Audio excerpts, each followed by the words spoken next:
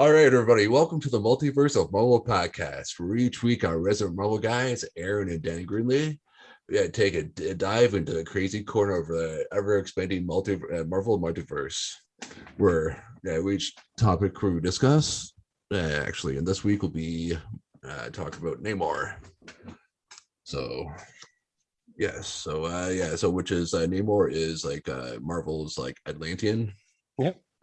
We've touched up on him a bit here with the Golden Age stuff because he is like the oldest Marvel character there is. As Dan and I were discovering through our research, though his credited first appearance is Marvel Comics #1, which we covered in episode 1, the story included therein is actually reprinted from a slightly earlier book from the precursor to Timely Comics. Sorry, not the precursor, the very first thing associated with Timely Comics. Supposedly some sort of promotional book given out to movie theaters in 1939, but there doesn't seem to be a whole lot of information about the distribution of it, like whether it's an official like comic book release or numbers are so limited that it's considered to be like a side thing. It's something that can be dug into later on, but for the main thing, Namor, his first appearance, Marvel Comics #1, as far as the Golden Age and all the other stuff are concerned. And we covered that story, but just to take a couple of specific Namor notes. The story tells us that Namor, he was born sometime around 1920, 21, give or take. It gets retconned later to 1915, but different writers seem to disagree on which one to follow, and I tend to see the 1920 number used more frequently. So Namor is just a kid when he's in his first appearance, only like 18 or 19 maybe. He's never seen a surface man before, and a couple of divers in the old school big clunky outfits come down, and Namor mistakes them for robots, trashes them, murders them, and brings them home to Mama, where we meet his mother. As you do. Yeah, well, you know, when you find something unusual and you're a kid, you're like, hey, I got to show this off. This is cool. Hey, Ma, look what I found. Yeah. He brings him back, pops him open, and finds like, oh, crap, we killed surface men. And his mother is totally fine with it. Princess Fen is just, oh, no, that's cool. Kill off surface men. And Namor is... Again, as you do. Well, Namor's a little confused, like he knows his own father is a surface man. So Fen goes on to tell the story about how, you know, so it is quite like Aquaman, where it's like the mom was the queen or whatever. I don't believe his father or his grandfather had been named until the Marvel stuff in the 60s. Okay. But his mother, Princess Fen, was sent by her father, the king of the Atlanteans, up to the surface to figure out what was going on with all these explosions that are rocking their city. Up on the surface, the ship called the Oracle, captained by Leonard Mackenzie, has been dropping depth charges to blast away all the ice, and they are completely oblivious to the fact that there is an entire civilization down there. So the Atlanteans wanted to declare war, and Fen's like, nah, let me do some reconnaissance. She goes up, hangs out, and ends up falling in love with Leonard.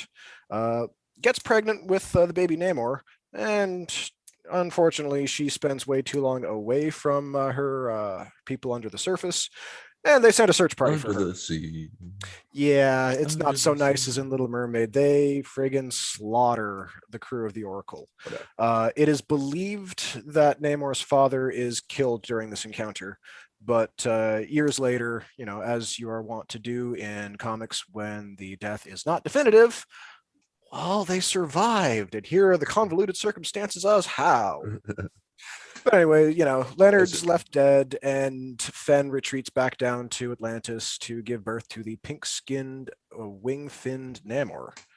Oh yeah, because he has like the fin feet or whatever, right? Yeah, originally they were depicted as being wings and have been described as such. I believe even Namorita, sorry, describes who's Namorita? His niece. She's a member of the New Warriors. Okay.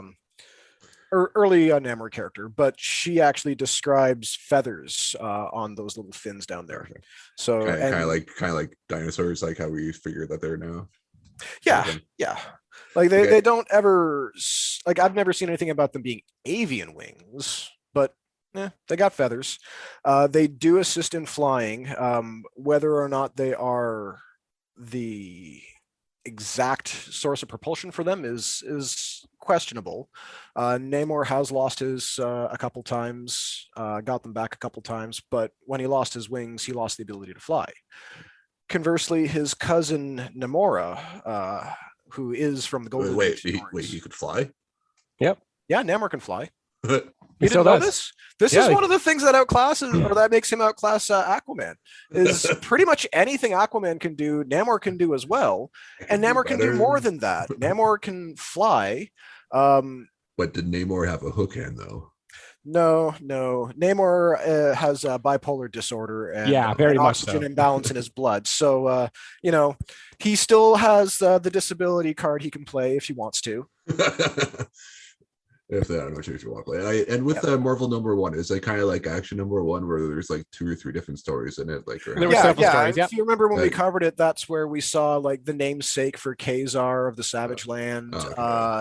The original Golden Age Angel was in there, but more importantly, the Human Torch. Carl Burgos' Human Torch. Like the original one with where it's not there was like a robot or something. The android Human Torch, that was also part of what led to Namor being more of a big draw in the 40s. Was Bill Everett, Namor's creator, and Carl Burgos, Human Torch's creator, had those two characters go at it. They battled quite frequently until the start of World War II. Until the Americans got pulled into it. Well, the American involvement. To be specific. Because again, the war had started by that point that they were all introduced. Yeah. I take that as they started it. I see how it is. But getting back to his powers there. So the flight thing has always been somewhat disputed among creators because his cousin Namora, also from the Golden Age, she can fly, but did not originally have wings on her ankles, as I was interested to find out. Because my big exposure to her was when she got brought back into the Marvel Universe in the Agents of Atlas miniseries from the 2000s. And when she gets brought back to life in that one, she's got the ankle wings. But they don't see, it varies depending how much influence they have on their flight abilities. It seems that for Namora and her daughter Namorita, the wings just add to the maneuverability of their flying prowess, whereas in Namor, without them, whether he physically or psychologically, he just can't fly without those wings. But when it comes to flying, he is he's not on, say, like the Sentry or North Star's level when it comes to flying, but he's one of those guys that generally does not need a vehicle to travel around the world. As far as the power set goes, it's quite handy. It is. His strength varies depending on his exposure to water, but generally in the 80 to 100 ton range. So I guess the closer you water, the more powerful. If he's completely saturated with water, he can go toe to toe with the Hulk. Or then the reverse, the farther away the more dried out he gets. Yeah, but he still does maintain his super strength. Like I've seen examples of him like being severely dehydrated due to enemy tampering, trapped in a device, and he still has the physical strength to break that device, just destroy it. But if he's in the water, that's instantly rejuvenating to him. It's like if Popeye could just slather spinach on his skin. It's making me think of that Spider-Man, the animated series with Hydro Man, because I just watched that the other day with where they Mary Jane led him away from the water and stuff. The Mary Jane that was lost. I kind of hope that animated Mary Jane shows up in the next Spider-Man movie. If they're doing this whole bringing in elements from different things, I really finish up her story. Because she's been missing since the end of that series. Yeah, because like the last thing is like Spider-Man swinging away saying like I need to find Mary Jane. Yeah, it's almost as bad as his namesake Peter Petrelli leaving his girlfriend behind in a future that he undoes. Like, this character is lost to the multiverse. Like, what the hell happened to them? Just gone. But that's a whole tangent there. Sorry about that. Yeah. But we should probably try to move up to more to the modern age here, because we did touch a lot of actually. We're getting there. The only thing that I want to really speaking of that animated series before we get on, I forgot to mention last week we have a theme song which is somewhat based on that animated Spider-Man theme. Yeah, so. same sort of aesthetic as that. Sorry. That one, yeah. So that reminded me of that, but yes. Back to Namor. Yeah, the only thing to really touch up on Namor from the Golden Age before we move on to his Fantastic Four stuff is his power set was really huge in the Golden Age, and it was that big when he got brought back in Fantastic Four, but as the years go by, writers either forget or simply write out these abilities. And another interesting thing is at least three female characters in his series date back to the Golden Age. Namora, Lady Dorma, and the policewoman Betty Dean. They're all from the Golden Age, and they're all relevant in the Silver Age. So getting to the Silver Age, we all know how from the Fantastic Four stories that Human Torch found Namor living as a bum in the Bowery with amnesia and some weird aversion to water. During our research for this, we found that Wikipedia doesn't really want to tell you how Namor got that amnesia. Yeah, they really don't. If I go back to it, there was a very obtuse reference to some event. Let's see, where was it? Can't even find it now. But it just refers to Namor was soon injured after the genus incident in Stony Plain, Alberta. And there's no footnote or anything to explain what that is. And it doesn't conform with anything that I learned reading the comics themselves. And why would Namor be in Alberta? Yeah. Like how much water is in Alberta? Exactly. Was he assaulting the Canadian Navy? At that big ball with the three subs are over the hook. Yeah, no, it's the one thing that really stood out when I was trying to do the research, like figuring out okay, his amnesia is such a big part of not only his reintroduction to the Marvel Universe, but who he is. Like, even for years afterwards, like even when he's right in the head, he would admit, my memory's never been the best. It's been somewhat fallible. Maybe I've met you before, but I don't know it. So we like to call that pulling the Wolverine. No, not the same. Like Wolverine, they always tried to play the mysterious thing with him and not really had a cohesive plan. Like if it was all left up to Claremont, Wolverine would be a much more cohesive character in terms of his backstory and everything. They didn't really start nailing down what Wolverine was going to be until the early 80s when they did his miniseries. Before that, there were ideas, but they never really explored anything about him because, well, honestly, Claremont didn't really have a lot of interest in writing the guy until John Byrne took over and started coming up with better ideas for him. Yeah, because I did even the first appearance of Wolverine, he didn't even have the claws didn't come out. They were gloves or whatever the fuck. Well, that was one of the plans for that character. Or something. There's a lot of weird plans for the character Wolverine that got altered right on the fly. Yeah. But anyways, with Wolverine, there's more of a deliberate thing, whereas Namor, it's just part of his character. I mean, Stan Lee brought him back with the amnesia thing, and I don't think he had any real plans for why he had the amnesia. He just has it. It was just Well, Stan would just be like, "Here's how we get him in here. We'll throw this idea out there, and then we'll just go forward from there, and we won't even look back." And that was very much how he wrote a lot of stuff back in those days. Yeah, even with him being pretty on top of the character of Namor, it's not for several years that he finally let somebody else besides Bill Everett take care of Namor in the modern universe. But Stan's pretty direct on it for a little while, and it is. From the stuff I've read, it's some of his better writing. I mean, he's still spread thin at this era, but he seems to treat Namor with the respect he knows Namor deserves as being a legacy character, even this early in their series. And back in those days, a lot Namor would appear pretty much everywhere. Like he fought probably everybody. He showed up multiple times in Fantastic Four, showed up in X-Men, like showed up all over the place. Yeah, he was one of their more popular characters at the point. In the 60s, he's the 60s equivalent of what Venom and Cable and Ghost Rider all were like throughout the 90s. So you just we want to we want to bump up noticeability on this title.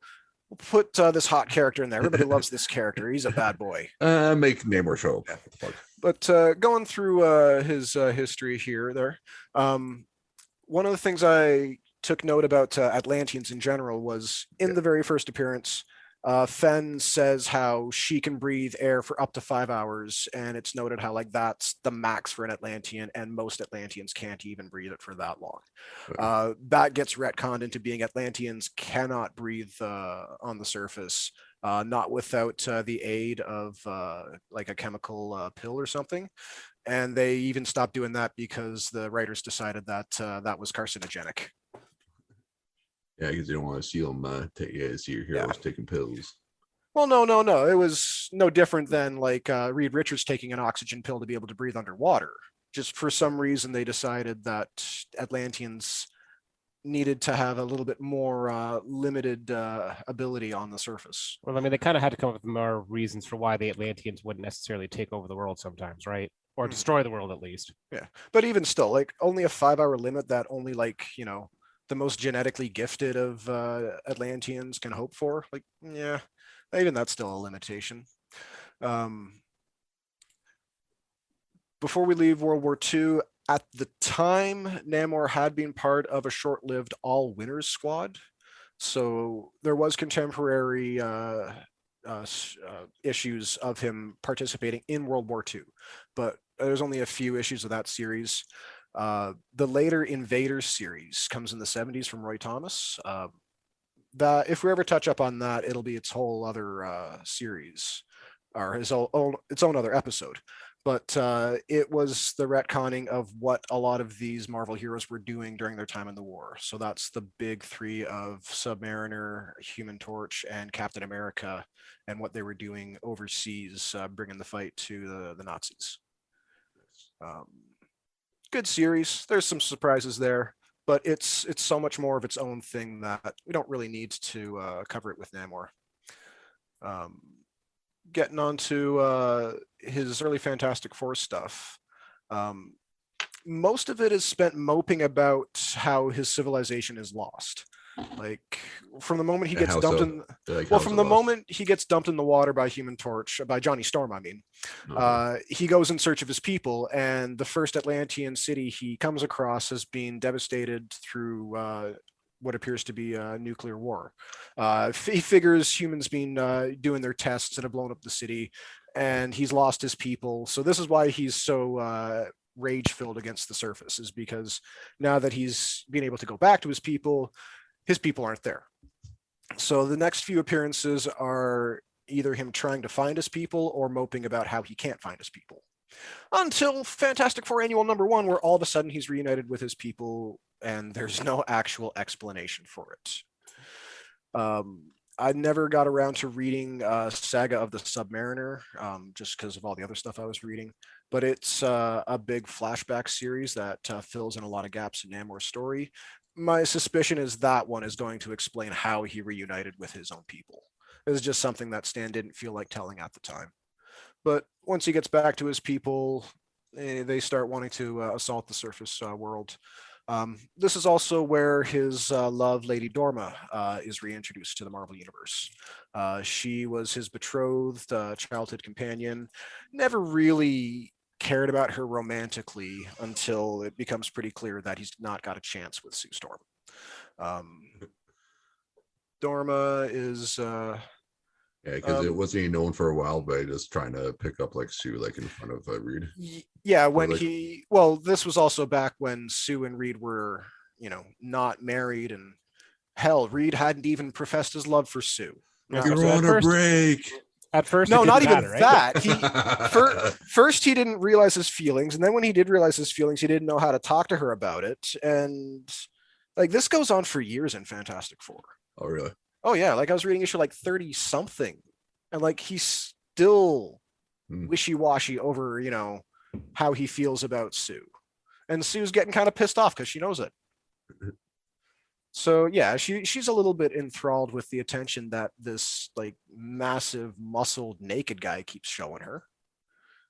Of course she's a little bit interested. Like, hey, how you doing? Let's see here. Continuing on, I took a lot of notes here. Good. What was I saying? 70 years. Yeah. 70 years and this character's been around, so to be old Namor. Actually 80 years. Sorry, 80 years. Oh, yeah.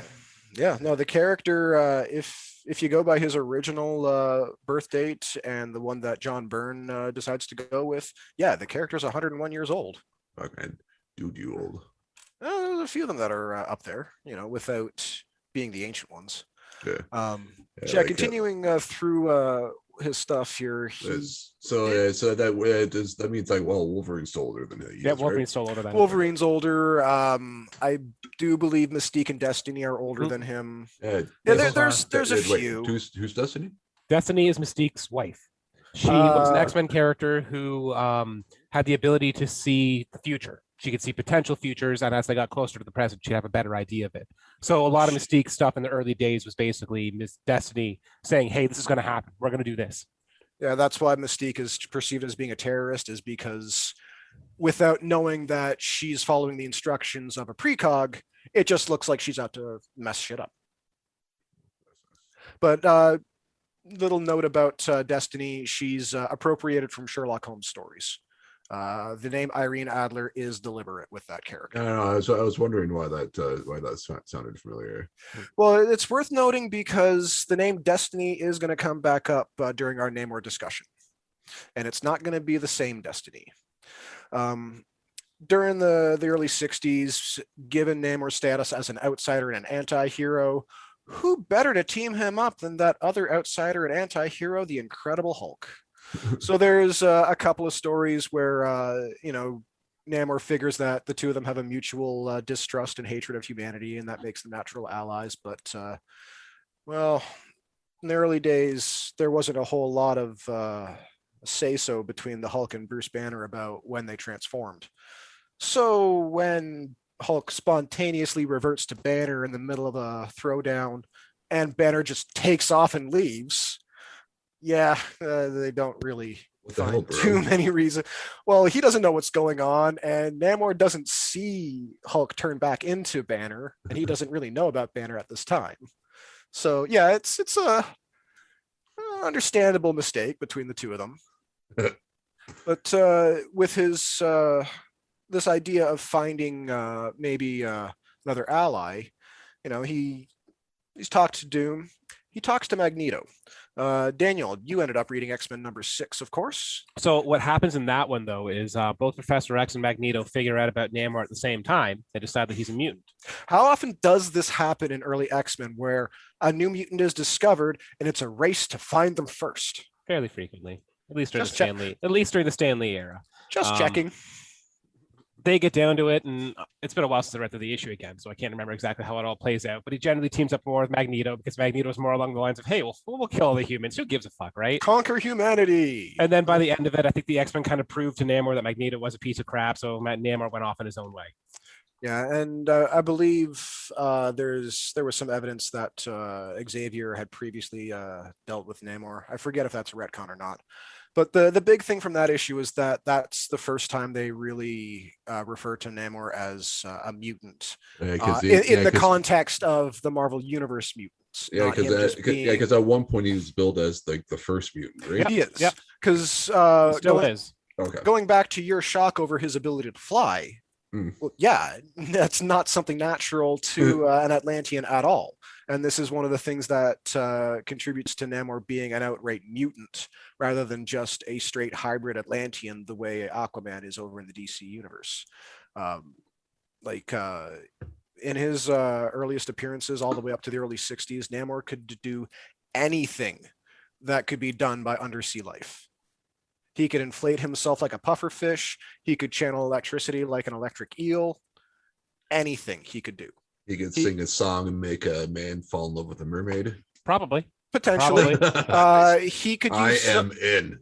he could use a radar sense the same way that Daredevil could. Yeah, exact same way as Daredevil could. He didn't need his eyes. At a certain point, some writers retcon some of this stuff and decide a lot of these more extravagant abilities are just lost. But some of the other stuff, like his ability to summon and control undersea life, yeah, Aquaman can do that. Namor can do that too. Although, as a DC fan, could Aquaman, post-crisis Aquaman, we're talking since it's relevant to both characters, John Byrne, post-crisis Aquaman, could he outmuscle post-crisis John Byrne Superman? No. See, because that's the thing. I've read that Superman has like an upper strength limit of 80 tons. Namor in the water goes above that. Oh, really? Now, I'm not at all going to try and touch Earth 2 classic Golden Age Superman. I mean, anybody'd be a fool to. Yeah. But depowered post-crisis John Byrne Superman, yeah, there's indication that Namor is stronger than him. And that's Take that, Superman. Yeah, and like that's an insane strength level for an Atlantean. Yeah. Like Atlanteans are stronger than humans, but not that much stronger. So like this is the first time they really use the mutant moniker with Namor, although I've never seen anything that indicates that his mutation is due to an X factor. Never, like, has that come up with the recent X-Men stuff with Utopia? Like, is Namor welcome that on? Stuff? No, because remember what I told you about how that worked was when Professor X invited everybody to Atlanta or to Utopia or whatever. Sorry, Krakoa. Yeah. Namor basically, turned down the invitation because Namor doesn't give a fuck what anyone thinks about him. He likes the idea that Professor X is starting to figure that out, but he's waiting for Professor X to actually fully understand it before Namor's going to join up. So he's never had an attempt to go through the portals to Krakoa? Nope. Okay. But he wouldn't need to. He wouldn't need to anyway because he's in Atlantis. So the current X-Men stories, did you ever end up reading the story about how like Wolverine and Storm and all them joined the X-Men? Giant size X-Men #1, all new, all different. No. Professor X found out about a new mutant that was on an island. He sends the X-Men to an island. They all get captured by something, and only Cyclops makes it back. Not knowing what to do, Professor X turns around and forms a whole new generation of X-Men. There's a lot more to this that gets revealed later, but we're not going to get to that. We're not going to cover Second Genesis? Well, this is Second Genesis. We're not going to cover, the rest of it. Anyway. The Genesis 1.5? Yeah, anyway. That's the team of Wolverine and Storm and Colossus and Nightcrawler all join up. They go to this island and find out the island itself is the mutant. And this island is Krakoa, which is like a living island and whatnot. They defeat it and go on. Quite cruelly and brutally, I might add. Oh, so it's kind of like Danny the Island. Okay, they basically eject them into space. Yeah, they swamp thing it. They like just fully like thump, like nope, you are just not allowed on Earth, and just rocket the island off into space. What? So now the current X-Men stories which we have, which are the whole House of X, Professor X, who is believed to be dead, is alive and comes up with this whole plan of going to Krakoa and making a deal with it, having all the mutants come and live there. They'd use Krakoa to grow new plants, make new medicines. They make these portals from Krakoa that allow them to teleport all around the world if they need. They've got a whole mutant society set up. Yeah, they basically set up a mutant nation on this island of Krakoa. Nice. And then that's what's been going on with X-Men from House of X on so far. Although you have imagined that they're starting to build towards the end of it, because I have a feeling that it has a finite lifespan. They did House of X, is finite. Then they did Dawn of X, and now they're doing Reign of X. So I mean, obviously the next part's going to be Fall of X, right? I mean, hey, you're forgetting a Twilight. True. Well, actually, the next part's the Inferno. And not the old Inferno. This is the Inferno where Mystique's going to go burn the whole island down because they won't resurrect her wife. Because now, that's the big thing with X-Men now. X-Men can resurrect pretty much anyone. Oh, so that's where the headline I saw recently was like where like Mystique killed a bunch of people for one person or something. Yeah, basically Mystique's gone off and she's been doing everything that Magneto and Professor X have been asking of her in order to get Destiny back. And they won't do it. And in fact, the most recent thing she did, she failed at. So they're just like, yeah, you're never getting Destiny back. But again, we talked about how Destiny knows the future. So years back, Destiny warned her about all this shit. Even if Mystique didn't understand it at the time, Destiny warned her about all of it and told her, if they don't bring me back, you burn that island down. So That's what's going to happen, and I'm really looking forward to reading this story. Yeah, it just got me curious. Like, is that like if that had anything to do with whether or not Namor had an X factor? Because, like I said, I've never seen it one way or another. Again, that was him getting introduced. Namor shows up at the end of House of X and hasn't really been touched up since then. Yeah. Because he doesn't care. It's not, he just, big deal. They finally figured it out. They act like they're better than humans. Namor's been doing that his entire life. Big deal. You got a long way to go. Continuing on through what we got here. Quick note, Strange Tales number 125. What I wrote down here. Johnny and Ben sabotage an attempt by Mr. Fantastic to broker peace with Namor because they're idiots. Makes sense. Yeah. That's pretty much how Ben and Johnny are treated for a lot of the early Fantastic Four stories. They're constantly pranking each other and just being childish idiots. And in this one, they decide they're going to impress Reed by taking out Namor once and for all, because Namor he's in the city, he's coming towards them. And they go and start a big fight, only to find out that Namor had been invited by Reed and Sue to finally like hash things out like sensible grown people. But yeah, I got up to Fantastic Four 33, which is where Reed still hadn't professed his love to Sue. But that's where we get the first appearance of Atuma. He is one of the bigger Submariner enemies. Tyrannical warlord exiled from Atlantis.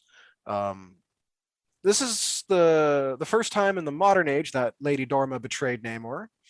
Yes, she completely assumes that a tyrannical warlord is going to keep his promise not to hurt Namor. It goes out exactly how you figure. Mm-hmm. And of course, Namor knows about her betrayal, still forgives her. Not long after, the Avengers have their recruitment drive in issue 16, where a couple of members get burnt out and leave. Captain America. Cap's crazy quartet or kooky quartet. Yeah, where they have Hawkeye join. I think it was Hawkeye, Swordsman. That was Scarlet Witch and Quicksilver. Yeah. They approach Namor to join, and Namor just outright refuses them. Next is a good one.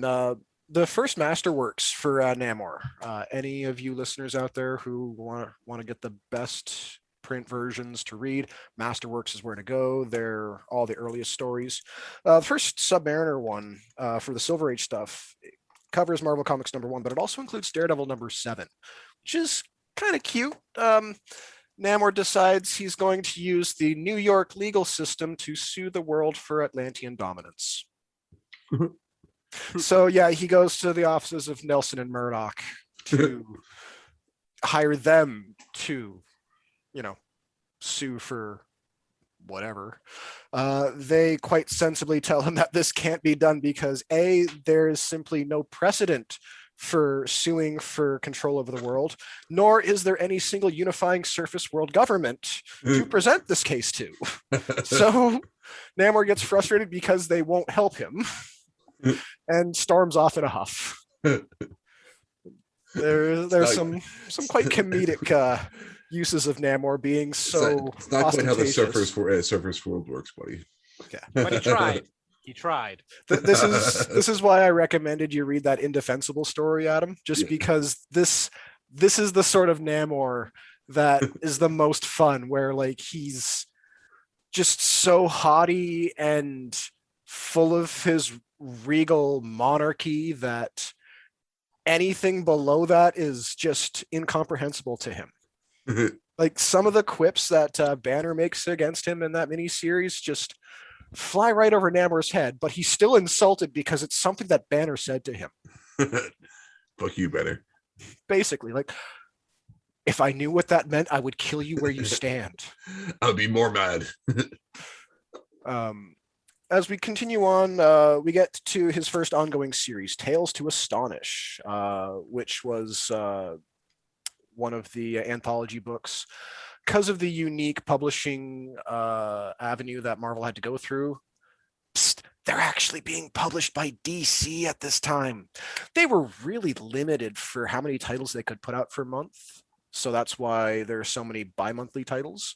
and why a lot of titles have multiple characters. Tales to Astonish was headlined by Submariner and the Incredible Hulk.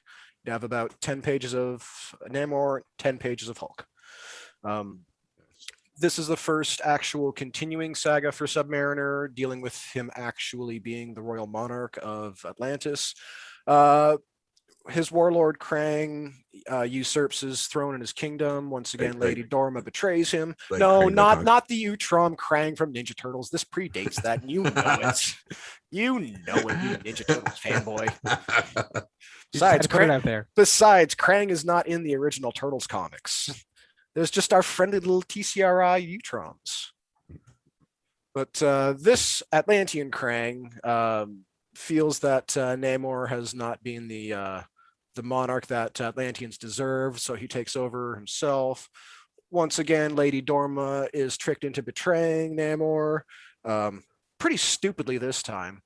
Krang sends some big doomsday monster after Namor, confident that Namor will never be able to beat it, because Krang's being helped by the puppet master and has a special puppet of this monster to control it.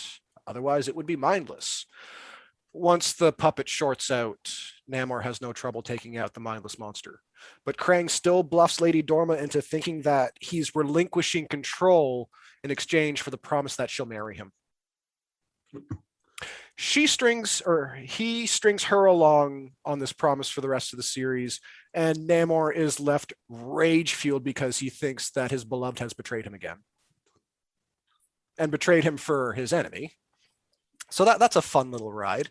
Once he learns that she is just stupid and fell for Krang's quite obvious lies, Namor forgives her again.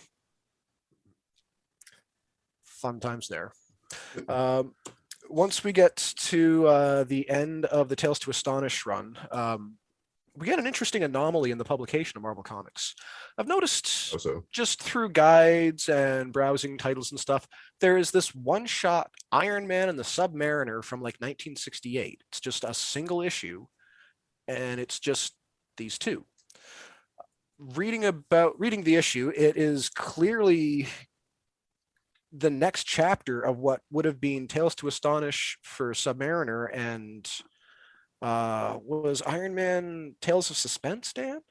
Yeah, I believe so. But when I was reading Tales of Suspense, because Captain America took over Tales after Iron Man. But yeah, apparently these were supposed to be for these two titles, but Tales to Astonish was being canceled. Tales of Suspense was becoming a Captain America title. So apparently there was talk of expanding both the Submariner story and the Iron Man story into full extra length first issues for both titles, but they couldn't get approval for extra length issues. So they crammed the two together, and it's a weird interlude between the end of both Tony and Namor's previous series and the bridge to their next self-titled ongoing series. So it's this, I've seen it before in comics from the big two, Marvel and DC, where just for whatever weirdness in the scheduling, there's that one-off random story that without the first issue, your big number one jumping on point, is kind of incomprehensible. Like, as a DC example, when I read The Demon, the 90s one, that intertwined with Lobo. Yeah, the Entragon, yeah. It span off from an Action Comics Weekly serial. I've never seen that reprinted. I've never even seen an issue of that Action Comics Weekly. But here, fabulous first issue of The Demon spins out of that story. I love that series, but I really don't know what's going on at the beginning of it. I really don't. So in this instance, when I checked out Submariner number one, and found it kind of jumped into the action mid-story. Yeah, you're like, I had to go back and check out this Iron Man and Submariner one-shot. Daniel, you had anything to add to that one-shot there? No, just it's got to jump into the usual thing about how, Marvel would have a tendency to cancel a title in the middle of a writer or artist telling a story, and how often they'd have to find some other place to tell these stories because, you're in the middle of a story. It's not done. The Submariner monthly comic we're about to talk about, I'm pretty sure it got canceled abruptly, and having to continue the story, it ended up in a bunch of different titles, which more or less ended up to the Defenders. No, pretty much. From what I didn't end up reading through all of the 68 Submariner series. I would have loved to, but it's like 70 issues. Yes. I did read the first 5 and I read the last couple. But yeah, it pretty much segues right into Supervillain Team Up. Almost to the point where Supervillain Team Up without Doom is just the next few issues of Submariner's ongoing. But it was, I don't know how much DC used to do this, but Marvel back in the day used to have to do this a lot. And I mean, there's so many titles and stories and stuff that still haven't been released, right? Things that have been like, oh, we'll cover this story at a later date, and then that never happens. Yeah, then X-Men's famous for it. There's completed Phoenix miniseries yes, that was never released. I was just about to say the Claremont Leonardi Phoenix miniseries that, from accounts, is pretty crucial to Rachel's whole story, but Marvel doesn't want to publish it. But one that did happen, since we're on the X-Men there, there's a New Mutants that Daniel knows better, where Illyana ends up bringing them to ancient Egypt, where they meet Storm's ancestor. There's implication that there's more going on in that issue, but they never touch up on it. Years later, in the Mystic Arcana stuff, Walt Simonson and Louise too, I think. Was it the both of them? No, Louise was the writer. Louise was the writer. Walt wasn't. The artist is not his style either. But yeah, Louise comes back and tells the story that fills that gap of what exactly Illyana went and did that night when her friend was asleep and she took off with Storm's ancestor. Like, and did Apocalypse show up at all? Because it's Age of no. This is different eras. Okay, but so Apocalypse hadn't been introduced yet. No, okay. But this was the introduction of Storm's sorceress heritage. Sorceress. Yeah. Oh yeah, Storm's got just as much magical potential as she has mutant potential. Oh damn. Oh yeah. And well, this is now retcon because they changed who Thor's mother was, but for a long while she is somehow very loosely related to Thor. Oh yeah, because it's because Thor's mother was Gaia, and Storm is a descendant of Gaia, but they've changed it so that Gaia is not Thor's mother anymore. That Thor's mom is the Phoenix. Yet Storm was still shown as having that. Thor's mother is the Phoenix? Yes, they just changed this. It's like that happened in the last couple of months. They revealed that they over the recent Avengers stuff, they revealed there was sort of an Avengers team millions of years ago that included Odin and the Phoenix and like a Ghost Rider and Agamotto, like all these other guys like that. And I guess the Phoenix and Odin fell in love, and that's where Thor comes from. They're full on portrayed as being lovers in that story. But that's, I guess, where Thor came from, and it was the big secret they kept from Thor all his life. Huh. Yeah. But yes, but as it stands, Storm still has that. So does that mean like Thor's gonna like fire like stuff at some point, or? No, he's probably not going to have his power set changed at all. He's the god of thunder. That's his shtick. He's the son of Odin, so he inherited the Odin Force.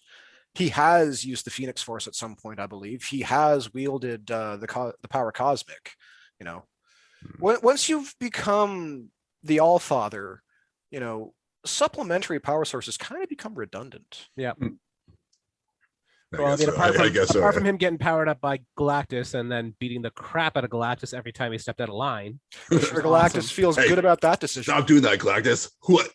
Oh, Galactus starts eating a planet. Thor told him not to do it. He starts doing it, so Thor turns around and tears one of his fingers off with his hammer. Like, what did we say about eating planets? And again, at this point, Thor's supposed to be the herald, and Thor's telling Galactus what he's doing. No. We don't eat those planets. We eat those planets over there. Well, that's the recent Thor run that's going on right now, and it's been really good. Oh, part of it. The other stuff's even more interesting, but we're talking about Namor right now. Yeah, not Thor. So back to Namor's or Submariner #1, his 1968 ongoing series. So the one shot with Iron Man introduces a different character called Destiny.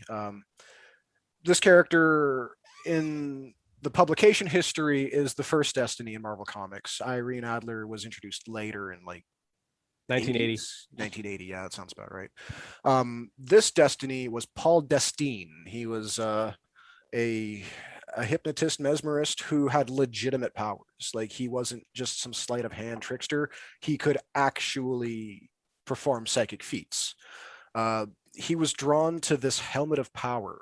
So he was on board the Oracle, Captain Leonard Mackenzie's ship, and was one of the, I think he was one of the financial backers for the expedition they were on. While they were on their journey, he ended up finding what they only refer to in the contemporary stories as the helmet of power. And it's typical cliche alien superpower stuff. Like, honestly, like reading through this, Destiny and the Master of the World from Alpha Flight feel like the exact same freaking character. Except one's like a prehistory Vandal Savage type character, and the other one is like, you know, from the 20th century. But he's got the physical power to take out Namor. He's got the mental power to mess with him. We learn that he is the one responsible for Namor's amnesia.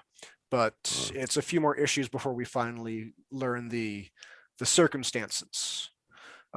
Get to issue 1. We find out that the air breathing time limit for Atlanteans is the result of a potion, not natural abilities. So there's another retcon. And this time we get some. Wait, the ability to, or the limit is the potion? No, the fact that they could breathe air is completely removed, and henceforth referred to as being a potion that they would take. And it's that potion that's later on retconned to being carcinogenic, so they stop using it. But yeah, that's the start of some of the changes, and we get some internal monologue from Namor that reveals a little bit more about what's going on with his memories. He can remember his childhood, so you know, all the stuff from the Golden Age all the way up to World War II. Sometime in the late 50s is when his memories stop. He remembers something about an attack on Atlantis, on the capital city. But after that, everything is a blur until Johnny Storm, you know, dumps him in the water. Is that before or after Homer got there? Sorry? Was that before or after Homer got there to Capital City? Oh. In this one, we do see that Destiny returns to Namor's life, bragging about what he had previously done, and attacks Namor once again. Destiny claims to be responsible for the destruction of Atlantis, and says it's been about 5 years since he had last faced Namor. So if I remember his timeline right, Namor would be, sliding timescale wise, about 45 years old. He hadn't been born when Destiny first appeared. Destiny went into stasis to absorb the power of this helmet of power, and then after that 40-year of time, he came out of suspended animation, renders Namor an amnesiac, trashes the Atlantean city, and then he goes back into stasis to further cultivate his power. So this 5-year gap has happened. He's back. He's messing with Namor, and Namor is now starting to remember some of what happened. This helmet of power that Paul Destiny has is later revealed to be the Serpent Crown. This is a pretty important artifact in the major Marvel universe. Before the discovery of the Infinity Gauntlet and Thanos' revelation about the Soul Stones, this was probably one of the singular most powerful artifacts in the Marvel universe. You're familiar with the Darkhold? We talked about that a little bit. This is an artifact on the same level as the Darkhold. The Darkhold was made by the Elder God Chthon. The Serpent Crown is tied with the Elder God Seth. Seth. It varies. The Conan involvement. Seth Green or Seth Rogen? Sorry. Well, the Conan. It's the Conan stuff that messes with things, because there's like a Set and a Seth in there, and the various gods involved kind of like to play off on the fact that they can easily be mistaken for each other. So there's sometimes gods pretending to be each other gods involved with the Serpent Crown, but it is basically an artifact of the elder gods of creation. Gaia, Chthon, like these things that are just like a step below eternity in terms of the cosmic scale. Oh, really? Yeah. So this serpent crown is a major deal, and it had been disguised as this lesser object in order to hide its power. But Destiny's psychic abilities allowed. It's not really clear whether he perceived or pierced through the illusion somehow. I think it's more likely the illusion was broken by the artifact itself, and it was trying to draw somebody that could make use of it, even if just under its limited capacity. But that's an item for a later import. Throughout the 72 issue run of his 1968 series, this at the halfway point is when Namor finally marries Lady Dorma, only to have her immediately killed by rival Lemurian princess Lyra. Lyra remains a thorn. Oh, this woman is a piece of work and has been a thorn in Namor's side, even when Namor wasn't around. Oh, so she dares. Oh, she dares with impunity. Namor's royal cousin, Namora, I mean, Aquilina Neptunia. His adopted cousin is also a hybrid human Atlantian with the same or very similar mutant traits as him. She's got the same ability to fly, but there was no indication that she had the range of aquatic wildlife ability. And like I said before, she didn't have wings in her first appearance. When Namor was out of action, Lyra poisoned Namora and left her for dead. So one of the things that did weigh upon Namor is when he comes back and gets his memory back, he finds out that his cousin, who would have been one of the people left in charge, she's dead. She's just gone. No real closure there. However, Namora did have a daughter, Namorita. She shows up relatively early in Namor's ongoing series. He takes her to live with Betty Dean, the old policewoman friend from the Golden Age series. Yeah. Namorita takes to Betty Dean so much that she considers Betty Dean to be a second mother, and even takes Betty Dean's married name of Prentice as her own civilian name when she's trying to hide her superhero identity. So Nita Prentice, Namorita, same character. Namorita. She's the one who threw Nitro into the bus, and then Nitro immediately detonated, killing 500 people in Stamford, Connecticut. Yeah, she's generally a mainstay of the New Warriors. Oh, is that the inciting incident for the House of M stuff? No, for the instigating moment for Civil War. Yeah, the instigating for House of M was the Avengers and the X-Men and Fantastic Four coming together and saying, "We got to do something about Wanda." She's too powerful. Yeah, Civil War. Yeah, sorry. Yes, that is the main thing that set off Civil War. Yeah. Okay. Yeah. But yeah, this Lyra, she's responsible for Namora being supposedly killed. She's definitely responsible for Dorma being killed because it happened right in front of Namor. So she's been a big problem for him for a long time.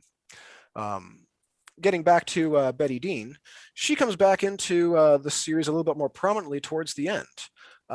Some extremely minor villain called Dr. Hydro kidnaps a bunch of humans and turns them all into amphibious humanoids. They got like green scaly skin, and well, they don't know what to do with themselves, so they just stay living at Hydro Base once this Dr. Hydro guy is deported. But Betty Dean is one of these people transformed. So now she is an older than middle-aged merwoman. But naturally, it won't be too much longer before she gets killed. Because once Namor's series ends, as mentioned earlier, we go right into supervillain team up. But a quick aside, before we get to supervillain team up, at some point during Namor's ongoing series, towards the end of it, we get Marvel feature number 1, which is the formation of the Defenders. We got the team. Originally, it was just Doctor Strange, the Hulk, and Namor. Later on, it includes... That's a weird team up. Well, they were some of Marvel's most popular characters who were not on a team. So Marvel thought that they could capitalize. I recently sat around to read the reprint I have that covers the 3 issues of Marvel Premiere. Yeah. or feature. I mean, I actually have one of the 2 issues or one of the 3 issues, but I was quite surprised to see that. Yeah, Silver Surfer was supposed to be part of the team from the very beginning. Really? But this is during the time when he's trapped on Earth because of that barrier made by Galactus and has been periodically knocking himself out, hurling himself at the barrier trying to escape. So when Doctor Strange tries to recruit One of these times Submariner, is gonna work. he's just lying there unconscious. No help to Surfer, that anybody. Submariner? Silver Surfer, yeah. Now- Submariner and Hulk are basically just there in the story to facilitate Doctor Strange's plotting. Now, the story reason why they didn't have Silver Surfer so much in the early days is because Stan really didn't like anyone else writing Silver Surfer. And Yeah, it it wasn't was a until he while. started kind of accepting letting other people that he was able to go into the Defenders. Yeah, it was a little while. As it Yeah. is, Namor doesn't stick around in the Defenders very long. He's not a big part of the ongoing series. Little bit during the 20s, comes back for an arc in the 50s. I think it's somewhere around issue 75, 77, somewhere around there, where he joins the roster regularly until the end of the 145 issue run. After the Defenders ends, he's left stranded. But in between his Defenders runs, we get Super Villain Team Up, which should be appealing to anybody who is interested in, well, the Namor that we've been discussing, and everybody's favorite misanthrope, Doctor Doom. Doctor Doom. Just sounds like a buddy comedy waiting to happen. Well, there is that famous toot meme. Yep. Don't toot my horn. Or don't toot that horn. Doom toots Doom what he toots wants as he to. please. Yeah, no, the dialogue from that is altered, but the artwork is not, and Doom is tooting on a horn, which I believe is actually going toot, and he's doing it through his mask. How nobody seems to question, because none dare question Doom. It's kind of like that Power Rangers thing where he's like playing like the sword flute or something like that. I just assumed that was magic. But yeah, Supervillain Team Up. Some fun shenanigans of Doom and Namor trying to team up, trying to respect each other. You know, they're on the same page. You know, they're both monarchs. They're both quite responsible for their people. But damn it, they just don't like to trust. But there's other guys going on in there.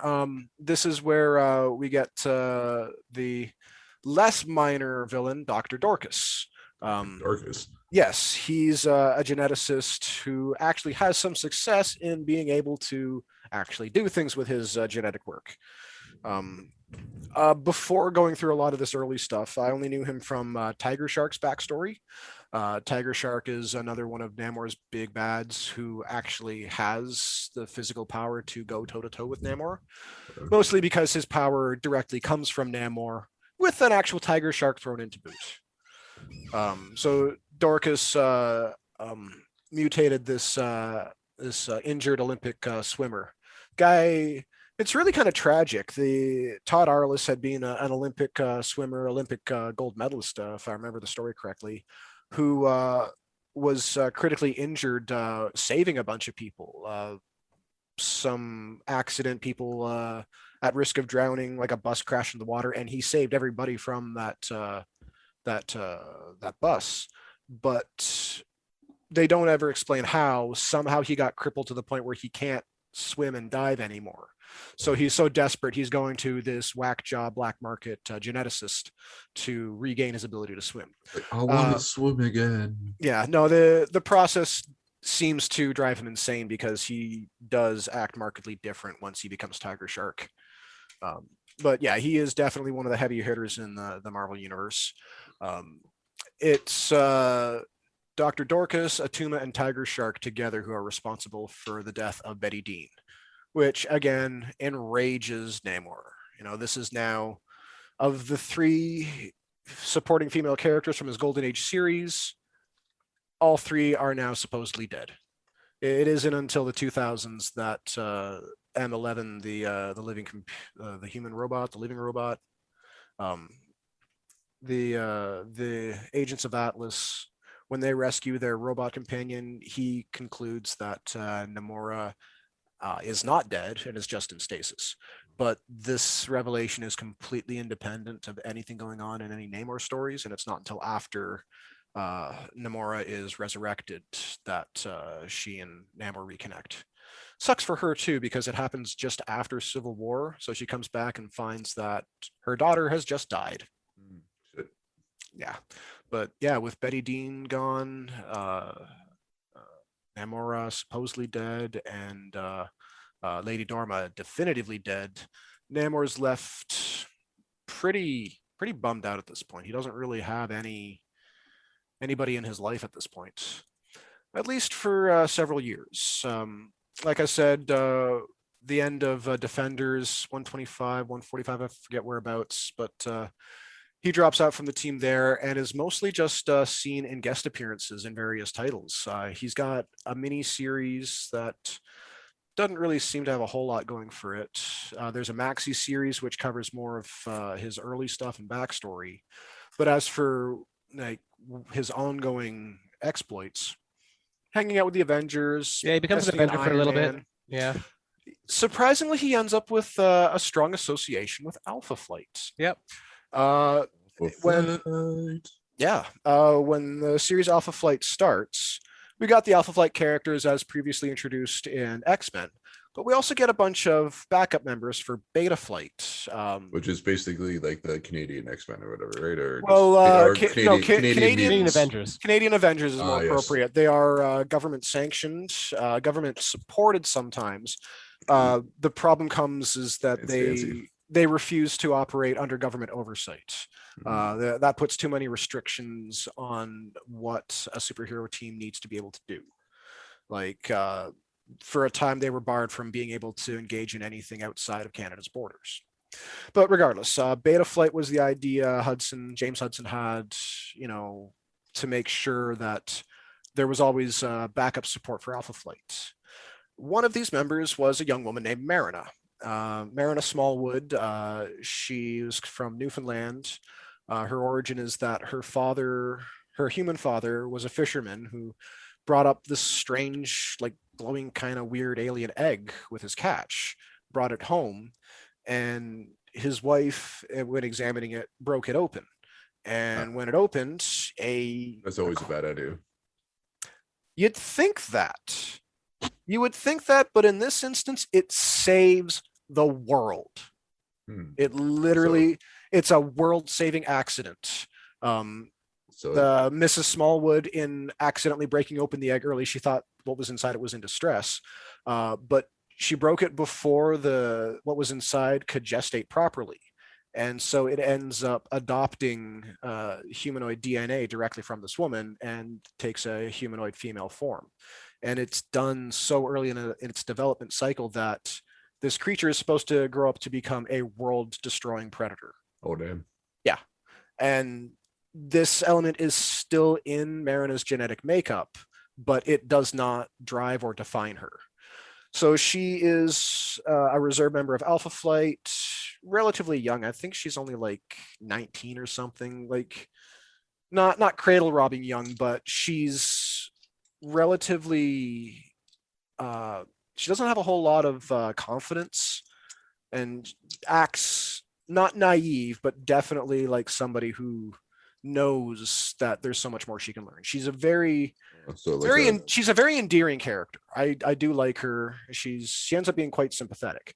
In an early mission, Namor ends up meeting Marina with Alpha Flight, and he's smitten with her. Like he's never met anybody quite like her, and he instantly falls in love with her. And Marina, she's kind of taken aback by the fact that Prince Namor the Submariner thinks she's cute. So they do spend a lot of time together, and in fact, there's a few times when Marina doesn't end up going on an emergency mission because she's off frolicking with Namor and has forgotten her communicator. I can think of at least one instance where her communicator is bleeping off in a panel, and she and Namor are off somewhere else. But this is one of the few happy moments that Namor has throughout the late 80s. They're like from the time that he's lost his last love. He's now found a new love. Only after a little while, Marina's genetic makeup starts kicking in, and she's responding to another one of her race that's being discovered. This is a male, she's a female. Her body is now responding to its presence and forming embryos and stuff, and it's bringing out her monstrous side. And she's so heartbroken about this, she takes off and leaves Namor, thinking like he could never love a monster. And his reaction is only like, I have to find Marina. I have to help her. She's in distress. I don't care what's going on with her. I have to help her. Like, when the truth of her origin being like this, think Omni-Man from Invincible. She's basically supposed to be an Omni-Man type invader character. And Namor helps her out. If she's pregnant, he doesn't care. If they're going to be monsters, he will do his best to raise them to be compassionate monsters. Eventually, they conclude that she doesn't have enough genetic programming in her from her original programming to make her completely susceptible to this. Through embracing Namor's love and support, she's able to kind of reverse what's happening with her body, because it turns out it's just a psychosomatic response. Until she and this other male of her species do the nasty, nothing is happening with her body. It's all just preparations. So once she mentally rejects it through Namor's help, her fangs, her claws, these growths on her, they all disappear, and she goes back to her regular normal self. And she and Namor think that they can be happy again. But as the years go by, reading time years, not in time years, machinations happen, more plotting. Marina's genetic programming is completely overwritten. She becomes the monster she always feared she was. And Namor has to use the ebony blade to euthanize her. So not only does he have to kill his beloved, who he has actually married at this point, he marries her officially during Alpha Flight. He has to kill his wife with a sword that will consume her soul. And to top that off, yep, years later, after the Secret Invasion, and Norman Osborn, Spider-Man's villain, got control of S.H.I.E.L.D. and turned into Hammer, he made a list of everyone that pissed him off.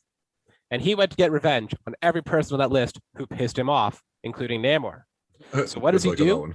He finds Marina, he resurrects Marina, and he sends her to go kill Namor. Issue ends with Namor throwing Marina's body through Norman's window in his office and going, "That's my wife. I just killed her. What do you think I'm going to do to you if you come after me again?" Oh, damn. Yeah. And then after that, Norman's like, "All right, we'll just cross Namor off the list and move on to the next guy." and what's the ebony blade?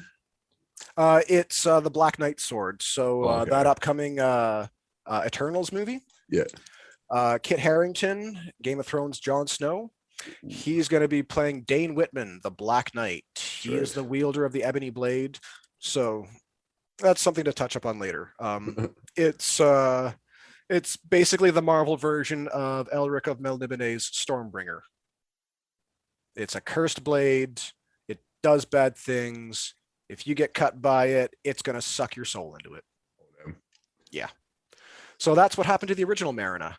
Through the weird convolutions of the Chaos War. Chaos War. Yeah, it was a brief Hercules crossover. Some good stuff in it, but a bunch of characters get resurrected. Only a handful are left resurrected at the end of it, but Alpha Flight is one of those teams. Right. So there is a resurrected Marina out there in the Marvel Universe, but I don't think they've touched up on what's going on. When it comes to Alpha Flight, there's weird complications. Like the original members of the team are off on like the Plodex. Sorry, that was Marina's race, the Plodex. They're off on that homeworld trying to fix it. Like there's weird complications. But when it comes to Marina, Namor married her, had to kill her not once, but twice, and may or may not know of the existence of a legitimate doppelganger for her. So that's probably got to mess with his emotional state just a little bit. And that brings us pretty much up to, it's so massive, so I didn't bother reading it, but in the late 80s, Marvel started to use the annual titles for big, huge crossovers. The first one was the Evolutionary War, which was a success. That was the High Evolutionary coming to perfect humanity or some self-important nonsense. But the next one was Atlantis Attacks. It involved the actual full-scale assault of Atlantis on the surface world, multiple opposition by multiple superheroes across multiple titles. Many female superheroes and side characters were kidnapped. Yeah, because there was Actually, machinations with the Serpent Crown. I just found out something about that I wasn't aware of, that I never even noticed at the time. Storm is one of the women who is kidnapped and held with all these other women. At that time, the X-Men were thought to be dead. Yeah, And none of them noticed that Storm was there with them, even though she publicly died. And then when she shows up later alive, everyone's, whoa, Storm's alive. Whoa, we didn't know that, even though we hung out with you that one time after you had died. and not just that, but at the time, the X-Men were completely invisible to any surveillance. Yep. What? Oh, yeah. When they all died, because they actually did, the X-Men did die in issue 225, and they were brought Except back for Wolverine. No, Wolverine died too. He did die in that? I thought he was nope. just left aside. Nope, Wolverine died in that too. Okay. They were brought back by the goddess Roma, who is tied into the whole Avalon and all that, Captain Britain stuff. And when she resurrected all of them, she gave them this magical ability that kept them under. They couldn't be surveilled. They were invisible to anything except the naked eye. Like cameras couldn't catch them, like whether it was a photo camera or a video camera, recordings of their voices, you couldn't hear anything. Like if they were to show up on screen, there would just be a weird blur, you know? And then this ability eventually disappeared. The fan theory is that Excalibur lived in this lighthouse that was kind of a focal point for magic in the world, and Roma's magic as well. And then that got destroyed at a certain point. So the kind of excuse is, well, when that got destroyed, the spell dispersed, you know? Which is a no prize explanation. Yeah, that's worth because comics. Oh, exactly. Have we explained that? What a no prize is? No, I don't think we've ever touched up on it yet. For reference's sake, a no prize is awarded or was. They don't have them out anymore. Typically awarded. It varies depending on the editor, but it's not really a thing in the age of social media. But back in the day, a no prize was not awarded if you came up with an explanation for some error in the comics that allowed that error to be explained. A good chunk of the appendix to the handbooks of the Marvel Universe are these sort of explanations for how, this is when this character last appeared, and the next time they show up here, but these two things don't make sense, something happened in the middle.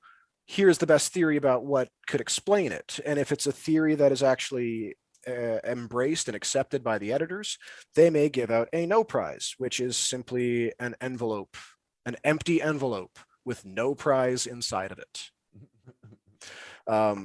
It's a practice that waxes and wanes over the different eras. I remember reading actually about it in a comic once, and like firsthand from one of the editors, and they were talking about how it really does vary from editor to editor about what is worthy of a no prize. Yeah, certain editors would basically, if it made any sense and made it easier for them, they'd hand it out. Others where certain ones were kind of, they didn't like handing them out at all. And there were other editors who would give them out just for good, thought-provoking letters. Yeah.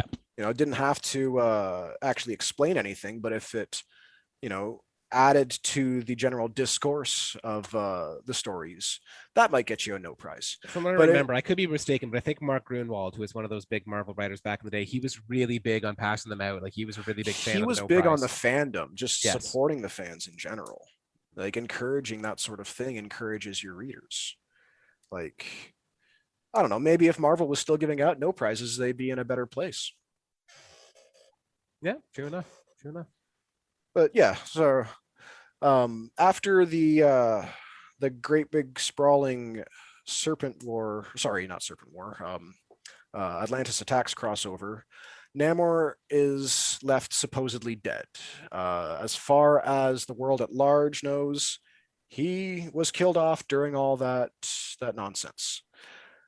But then a little bit later, in early 1990, we get Namor the Submariner, a new ongoing series, this one by John Byrne. Now, you were reading a bunch of this one, Dan? I started to, but like I said, it wasn't really catching me. Like I started Oh. to. So that I was I- getting into it, but I've got actually the Visionaries trades of those, so I didn't Yeah. have to sit in front of a screen to read them. Yeah, having no, them in just my lap I was wasn't nice. getting it. I mean, it could just hold on to that whole John Byrne thing that I have. That it just certain parts of it I liked, other parts I didn't. With generally most John Byrne stuff, you know. I can get you being an X-Men fan. Personally, when it comes to Byrne, I try to compartmentalize if I can. I do, but You know, the just problem I just take have, it for what it is, the and problem I then have with him critique that it I as notice Byrne later. that I noticed though is that when he tries to focus a bit more on the writing, which he does in Namor, I'll admit his writing on Yeah. Namor is better. His art just lacks. I And I've I noticed this pattern with him in general that if his art is better, his writing's not so heavy on it. But if it's focused on the writing, he doesn't seem to give a crap about the art.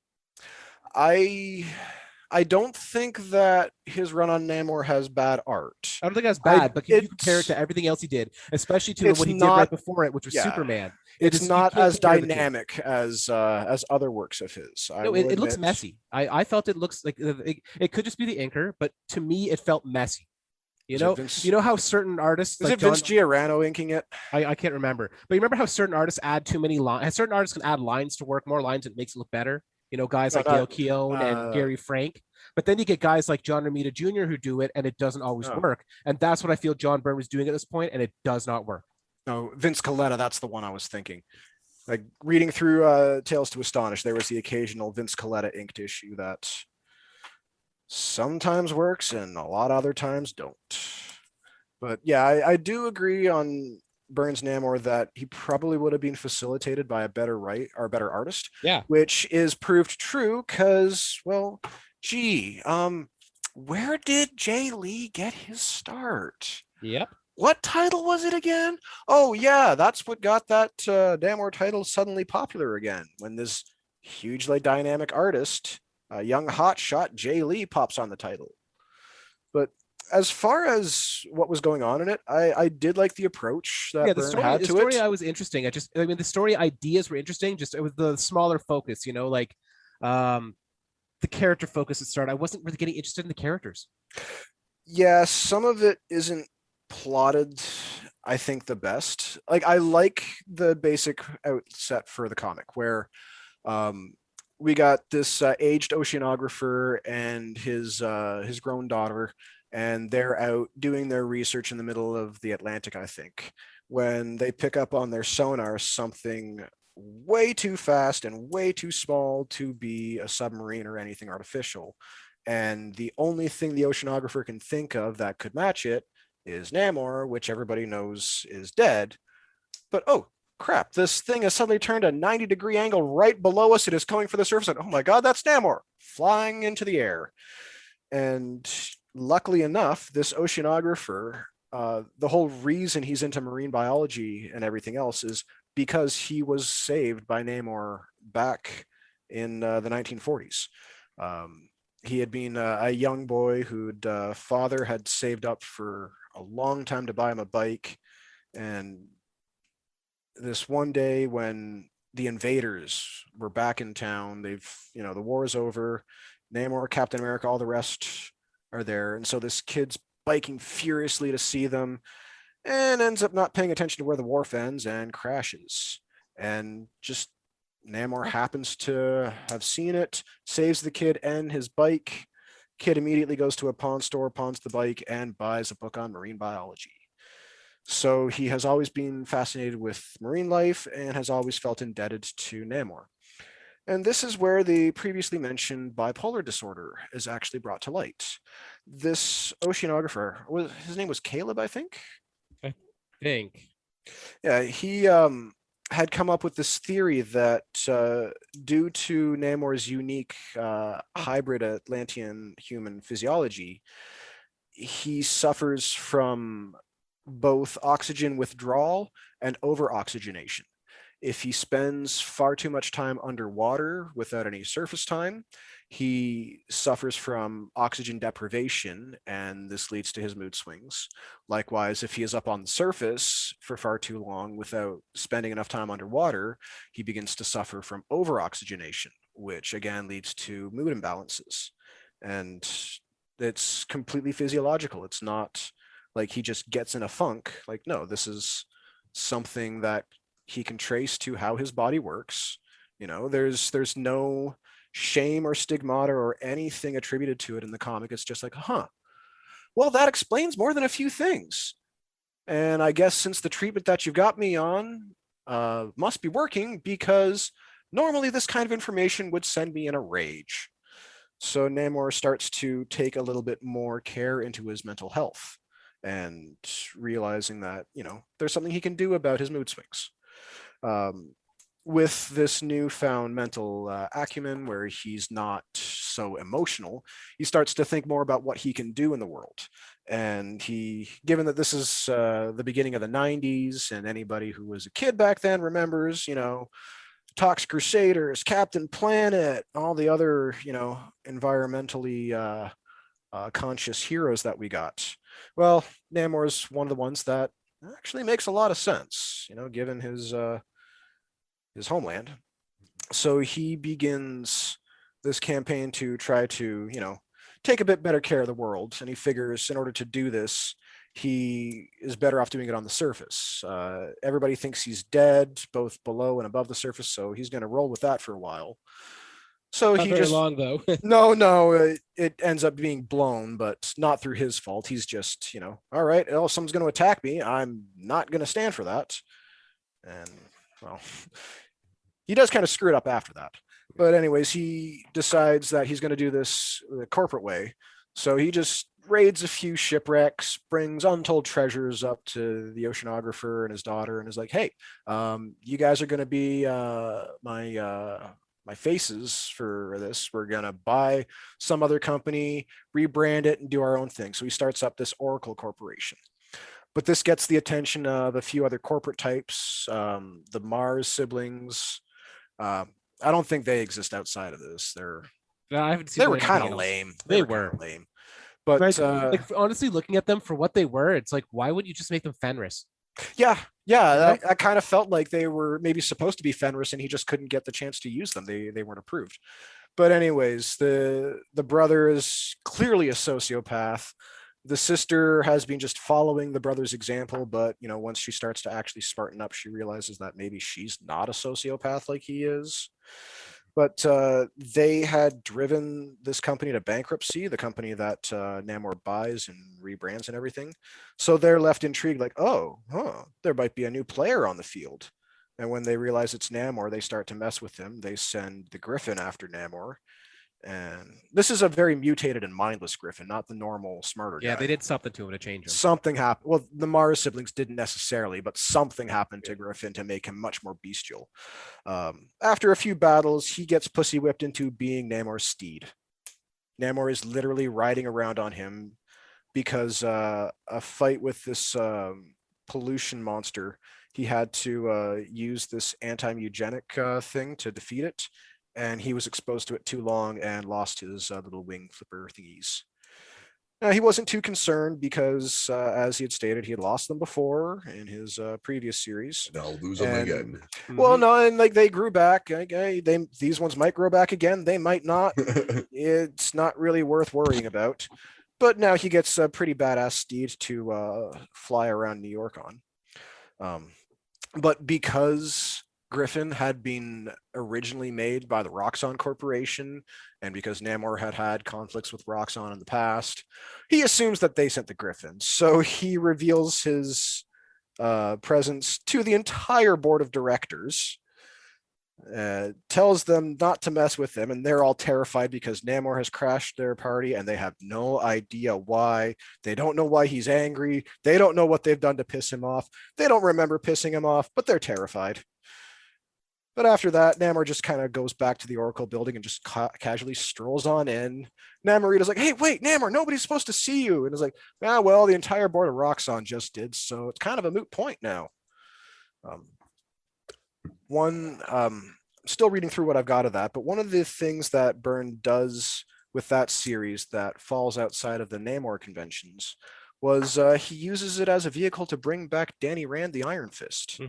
Danny had supposedly died of cancer at the conclusion of his and Power Man's ongoing series. And in this Namor series, after Namor gets set up at Oracle and begins doing the corporate thing, there's suddenly an announcement that Danny Rand is back and is in charge of the Rand Corporation again. And here's all the public statement and everything. Misty Knight goes to confront him because like she thought he was dead this whole time and they had something serious going on. He smashes her robot arm to convince her that there's nothing between them anymore. So that definitely added to the allure of Byrne's Namor series. Like there wasn't just the Namor action, there was this mystery of what was going on with Iron Fist. And then by the time we get to the Jay Lee edition for artwork, the real Iron Fist is being revealed, or whatever machinations were going on there. And Iron Fist becomes a supporting player for the remainder, or at least a good portion of Namor's 90s series. I forget exactly how far Namor's run lasted, but... It didn't make it to Onslaught. I know that much. No, yeah. But he was involved with Heroes Reborn on the Fantastic Four side of things. Except that it was one of those guys who was created in the Heroes Reborn. I don't believe Namor is one of the heroes that died fighting Onslaught. Yeah, there wasn't enough editorial attention paying at that point. Again, two She-Hulks. Yep. Two She-Hulks. She-Hulk didn't go in, but She-Hulk came out. What the hell? So now there's one running around having sex with whatever questionable characters she wants to, because I don't care. This ain't my world. As you do. Yeah, no, there is dispute over whether or not Juggernaut and She-Hulk have slept together. Juggernaut says they have. She-Hulk denies it. It happened in a comic. Yeah, it's generally considered this might be one of the other She-Hulks. It's hard to say. Would you She-Hulk herself with the Juggernaut though? Well, if I was She-Hulk and I was looking for a compatible partner, I mean, Juggernaut's in the running. I mean, he is a professional. Would you admit to it though? Is the question. Well, that's the thing. I think generally admitted to worse. Well, no, it kind of seems like the 6-1, like the real She-Hulk, kind of uses the extra She-Hulk as an excuse to explain away some of the more questionable things she's done. Oh, that wasn't me. That was the other She-Hulk. That was the other one. That's other Barry. Now, Namor again didn't really get a lot of attention until the early 2000s when they introduced the Illuminati. And we can't forget about the god-awful Bill Jamass. Let's do a young Namor series. That one was... Yeah, when Bill Jamass became the president of Marvel, he decided that he was going to push Namor like Namor had never been pushed before. It was him and Quesada and Peter David had basically idea of who was going to do the most. That was a different one. That was the Marvel. That was Marvel's and all the Marvel. No, when they did the tidal wave thing, Bill Jamass decided he was going to do Namor. He was going to push Namor. He was going to make it big, and they did a Namor title of a young Namor. Took Salvador LaRocca, who was the artist of Extreme X-Men, off of Extreme X-Men to do Namor. Oh God, that killed his momentum. Not just that, but the colorist. It was the terrible coloring. Everything blue. Yeah. Everything. And the worst thing is the first issue was 25 cents. So it sold well because it was 25 cents. Because our friend Gord went to the store and bought every copy he could to save other readers from that god-awful atrocity. Yeah. But after that, they did the Illuminati, where they went back and revealed that throughout most of Marvel's history, a bunch of the major players have been meeting together and dealing with events. At least since sliding time scale wise, since roughly the 80s, these guys have started to maybe even before that coordinate. I think back in the 70s, they were getting together already. Depending on what degree of together you mean. Well, I don't think they were having some of the events meetings that they dealt with happened, I'm pretty sure, back in the 70s. So they kind of had to have been having meetings at that point, right? I mean, the Skrull Kree thing, that happened back in yeah, that was early 70s. Yeah. And again, War. After that all happened, the Illuminati went to them and said, okay, guys, you're not doing this again. And then the Skrulls kidnapped. Right. Yeah. But they had that where it turns out Professor X and Doctor Strange, Iron Man, Mr. Fantastic, Namor, Black Panther, Black Bolt, we're all meeting together, and It means a lot of them were playing dumb throughout a lot of previous appearances. Like, oh, I have no idea what these guys are doing. But as far as Marvel continuity goes going forward, the next big Namor thing is him joining the X-Men. Yeah, and though that was somewhat good, somewhat bad. It really did take a lot of focus away from Namor as an individual icon. But he worked I better- won't. he worked well under I a was just team. going to say I won't deny his compatibility with the X-Men and the overall characterizations of them all. Yep. Like, yeah, him and Emma. Oh yeah.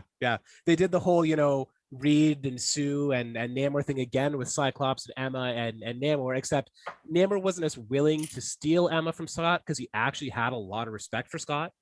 And unlike Reed Richards, Scott probably could kick Namor's ass in a one-on-one fight. Yep. Even with Namor's super strength, Scott is a strategist, and his optic blast packs a hell of a punch. But with him being with the X-Men, eventually led to Avengers vs. X-Men, where Namor was one of the X-Men who ended up getting the Phoenix powers. Oh, really? Because of this, he ended up destroying Wakanda. Okay. Yeah, he brought tidal waves to basically try to wipe out that whole country. So that turned the next status quo of Black Panther and Namor being brutal enemies. To the point where Black Panther actually did try to kill Namor. Well, with reason.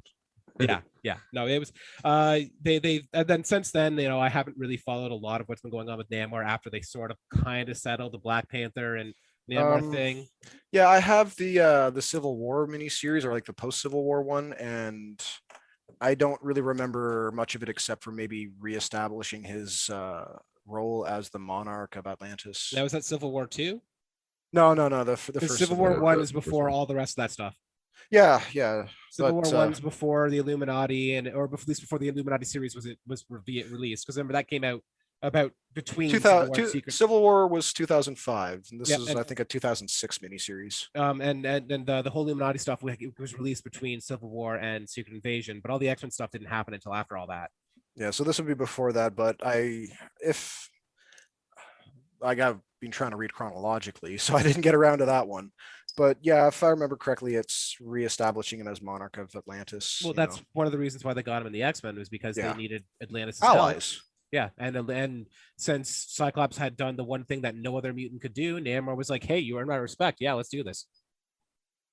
Yeah, but he continues to be the character he is. He's still a heavy hitter. He's still the monarch of Atlantis. He's still one of the few guys that will not bow to anybody else in the Marvel universe. I mean, he'll acknowledge other monarchs as being monarchs, and there are people he does respect. Oh yeah, he and Doom do have a grudging respect for each other.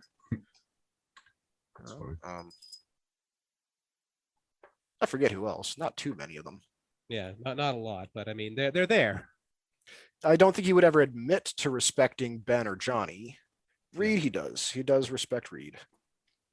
But that's basically our little slice of, some of Namor's 80-year history. Yeah, like there's, with a character who has had 2 lengthy ongoing series just in the modern age alone, starred in multiple other series, and still had an entire run in the golden age.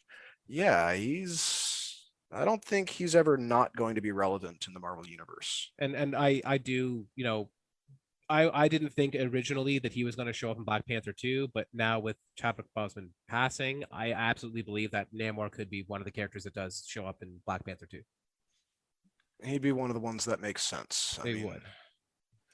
But the only problem with that is, sorry to say this from a white person perspective, but Black Panther is such a culturally significant movie to Black audiences. I can't really predict how such a white character as Namor may go over. Oh, what's worse too prominent is in something Doom like Black is Panther. probably showing up in Black Panther 2 as well. Yeah, Sorry, Dr. Doom. Yeah. Well, because what it sounds like is that because of them not having Black Panther 2 is going to be a lot more about Wakanda's trying to But hold off Wakanda people. itself and Wakanda's interaction with the rest of the world and all this things like that. So I guess having like Namor and Doom trying to come in and take Makes over. sense Sort in of those situations. Yeah. Hell, maybe even Kevin Plendar from the Savage Land. Yeah. Again, In the comics, he's considered to be the ruler of the Savage Land. But again, they're being so close to the chest about what they're doing with Black Panther too. As they always or after him dying, they're probably not even sure what they're doing with it too. Yeah. Well, because again, there's conflicting opinions about whether they recast him or not, and there's even conflicting reports about what Chadwick Boseman's own opinion on it would have been. I've seen ones that say he would want the role to have been recast so as not to lose the character of Black Panther to all those kids who love him and don't really know a damn thing about who's behind the character. And then there's others that say, no, he wouldn't want the character to be repurposed. Like, well, that's kind of selfish, honestly. Yeah, like, especially when the character is, older than Chadwick Boseman himself people say that Chadwick Boseman was like, he was so like Black Panther that, that Black Panther basically can't exist without him. But it's like, but that character's been around since before Chadwick was born. I mean, and on top of that, like Wesley Snipes campaigned to play back Black Panther since like what? The beginning of the 90s? Yep. The only reason we got Blade is because we couldn't get Black Panther to work the way he wanted to. Nobody would support it, and the ones who didn't want to do actual Black Panther, right? Yeah. I mean, you heard about what John Singleton wanted to do. No, actually, I did not. Basically, T'Challa. I don't know if he was even called T'Challa, but he was an American. His dad was a Black Panther, but he was a Black Panther. So, yes, he was. He was going to make it the wrong kind of political. Yeah, he wanted to. Yeah, that sounds like John Singleton. Every way he could, and basically, the whole thing was that T'Challa's dad was the Black Panther, but he was a Black Panther. And Wesley Snipes was like, he was going to have it so that Black Panther inspired and was the Black Panthers. John Singleton wanted to do a story about the Black Panthers. That's what he wanted to do, and he figured we could tie it all together. Wesley Snipes, on the other hand, said, no, I want to do my superhero that I love, Black Panther. This is not what I want to do. Good for him. And then that's what ended up leading us to Blade, because, somehow people would fund the Blade movie. So he was like, well, fine, I'll do Blade. Fuck that. I love the first two Blade movies. Hey, so did I. The first two were fantastic. Third one is silly. Yeah, it is. It is. I mean, even if Purcell is Dracula, really? Even if I pretend that Triple H is playing Blackout, yeah, it's still not enough. Yeah.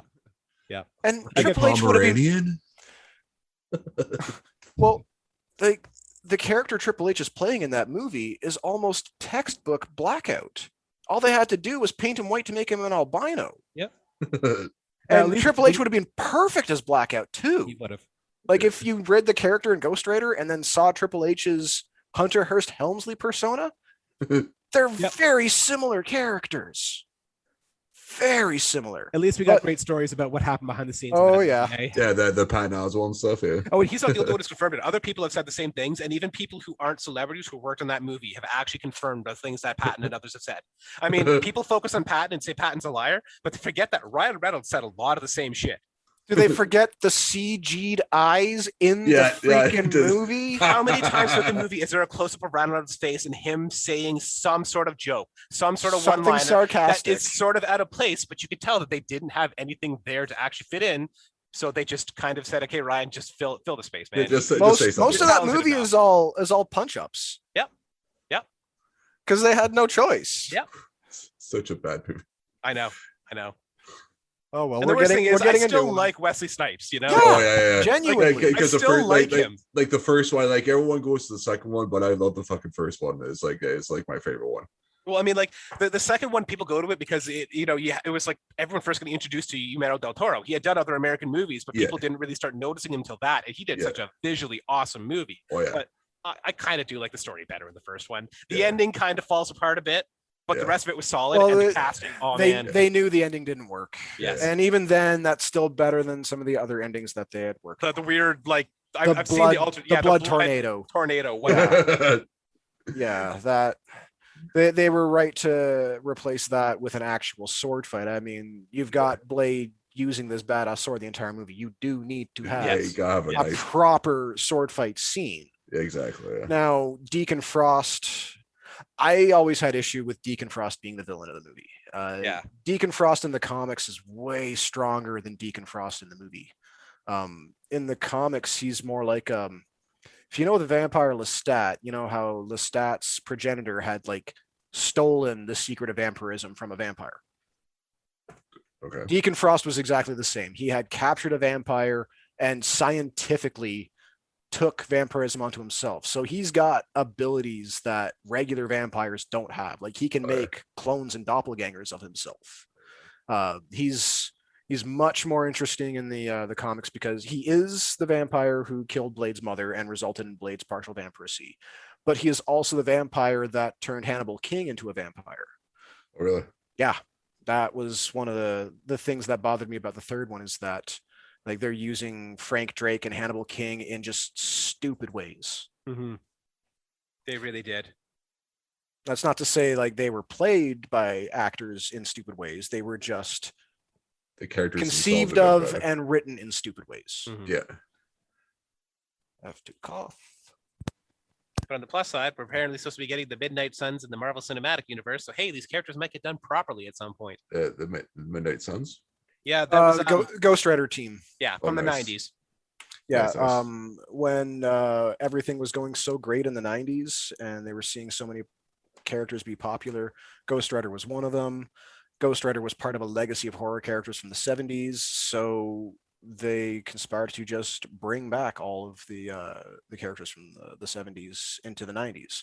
So that's where we got John Blaze back as just himself, not a Ghost Rider.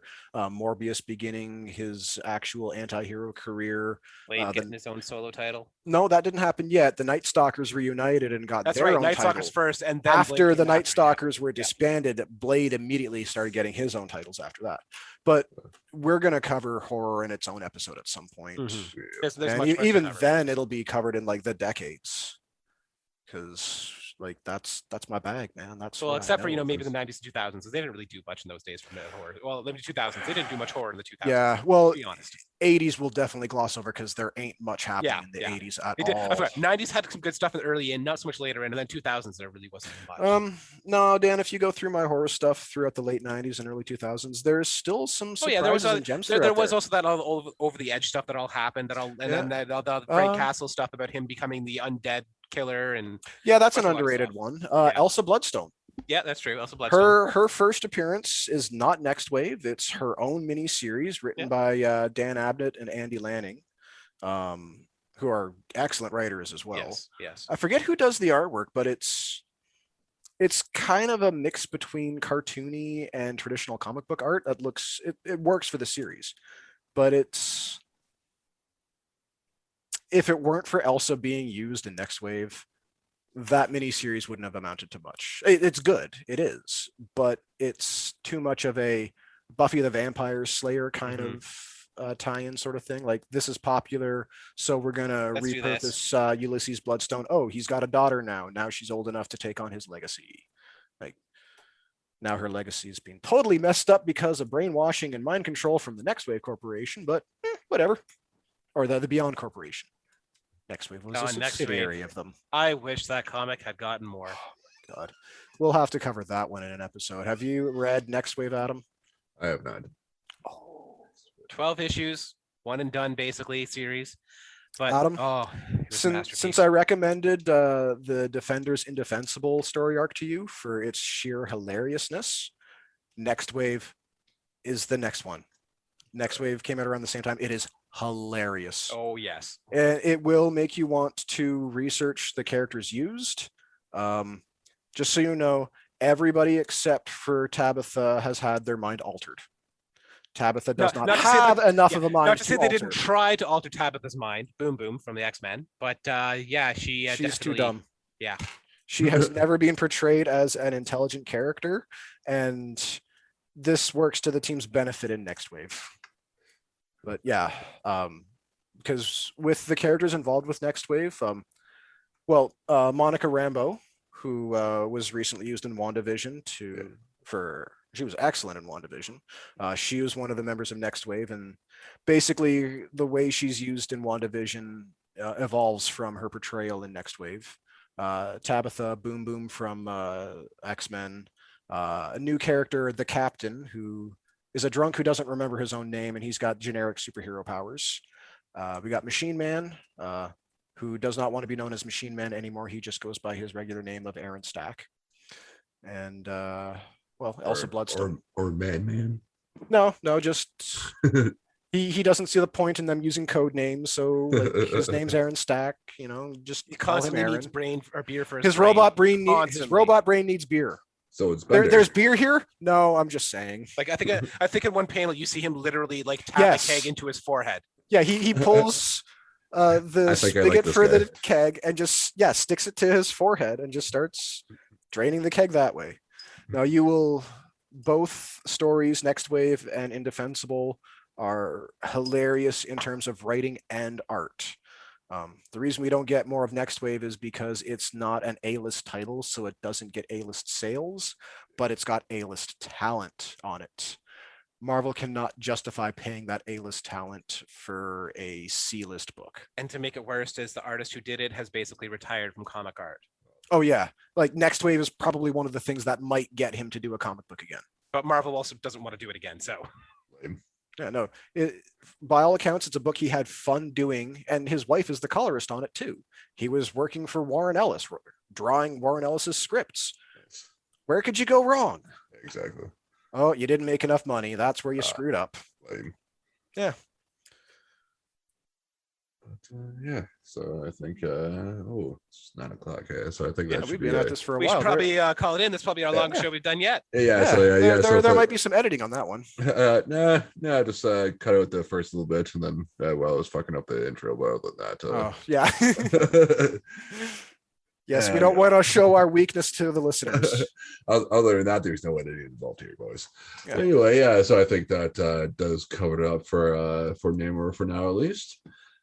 But thank you everyone for joining this week, and don't forget to rate, review, subscribe to our podcast, and check us out on Twitter at the Marvel Pod or Instagram at Multiverse of Marvel, and check us out wherever you get our podcast. And until next time, we decide to do an episode, read some comics. Read lots of comics. Exactly.